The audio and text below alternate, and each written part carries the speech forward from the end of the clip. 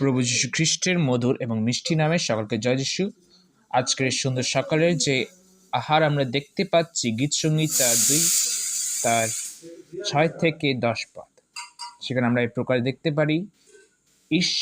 সার্বভৌমত্ব ঈশ্বরের মনোনীয় রাজা, বিষয়ে লেখানো সেখানে লেখা আছে,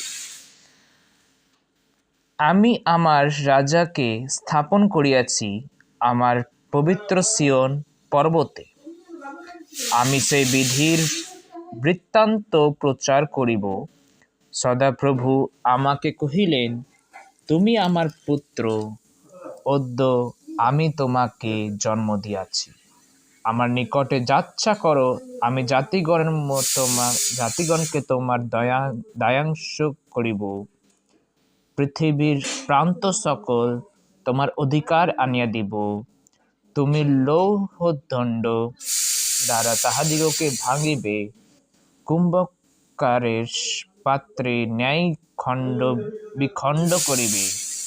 অতএব এখন রাজগণ বিবেচক হও, পৃথিবীর বিচারকগণ শাসন গ্রাহ্য করো।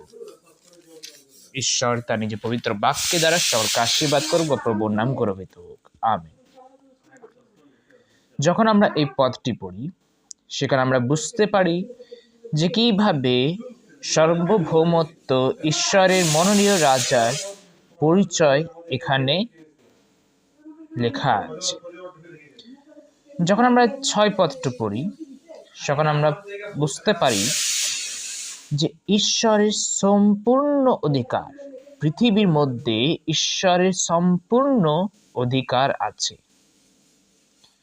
তার যখন সে এই কথা বললেন, আমি আমার রাজাকে স্থাপন করিয়াছি আমার পবিত্র সিয়ন পর্বতে, সে পবিত্র সিয়ন পর্বতে ঈশ্বর তিনি নিজের রাজাকে স্থাপন করিয়াছে।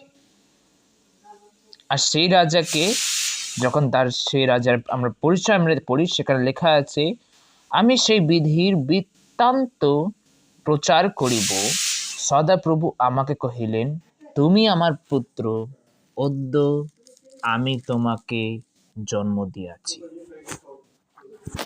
আমরা বুঝতে পারি, যখন আমরা সুসমাচারের পুস্তকে যখন যাই, নতুন নিয়মে যখন যাই, সেখানে আমরা দেখতে পারি, সেখানে লেখা আছে যে ঈশ্বর হইতে প্রভু যীশু খ্রিস্ট জন্মেছিলেন। পবিত্র আত্মা দিয়ে প্রভু যীশু খ্রিস্ট মরিয়মের গর্ভ দিয়ে জন্মেছিলেন। আর সেখানে আমরা এই কথা বুঝতে পাই যে এই যে রাজার পরিচয় আছে, যেটা ঈশ্বর নিযুক্ত করেছিলেন সেই পবিত্র সিয়ন পর্বতে, সে আর কেউ নয়, প্রভু যীশু খ্রিস্ট।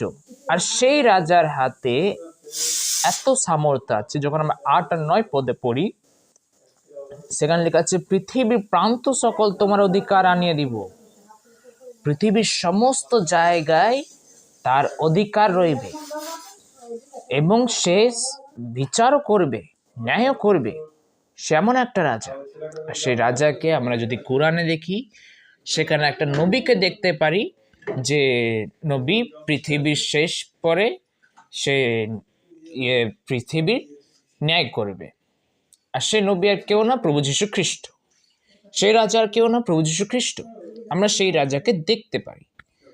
তারপর আমরা পৃথিবীর থেকে যে কি উত্তর, যখন প্রভু যীশু খ্রিস্টের বিষয়ে তারা শুনিলেন, পৃথিবীতে কি উত্তর, সেটা আমরা বুঝতে পারি।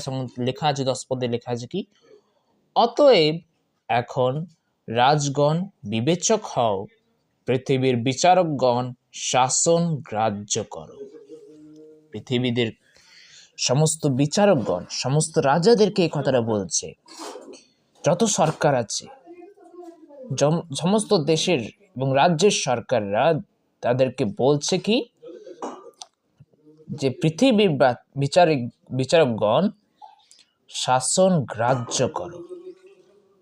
মানে ঈশ্বর যে আমাদের রাজা, প্রভু যীশু খ্রিস্ট যে আমাদের রাজা, সে একদিন যখন আমাদের এখানে যখন জন্ম নিয়েছিলেন, আর নেওয়ার পর যখন আবার সে পৃথিবীতে স্বর্গে চলে গেছিলেন, আবার সে যখন আবার আসবে, তখন সে পৃথিবীর সমস্ত জায়গার সমস্ত লোককে ন্যায় করবেন এবং তাদের উপরে অধিকার থাকবে। আসুন আমরা এই কথা জেনে এই সুন্দর সকালের সময় যখন আহার আমরা পাই, আসুন আমরা এই সুন্দর সকালের সময় আহার পাওয়ার পর আমরা যাতে আবার নিজের কাজে মনোনিত করি এবং আমরা যখন জেনে গেছি যে প্রভু যীশু খ্রিস্ট আসবে, তার জন্য আমরা তৈরিও হই। এই সুন্দর বাক্যের দ্বারা ঈশ্বর সকলকে আশীর্বাদ করুক বা প্রভুর নাম গর্বিত হোক। সকলকে জয় যীশু।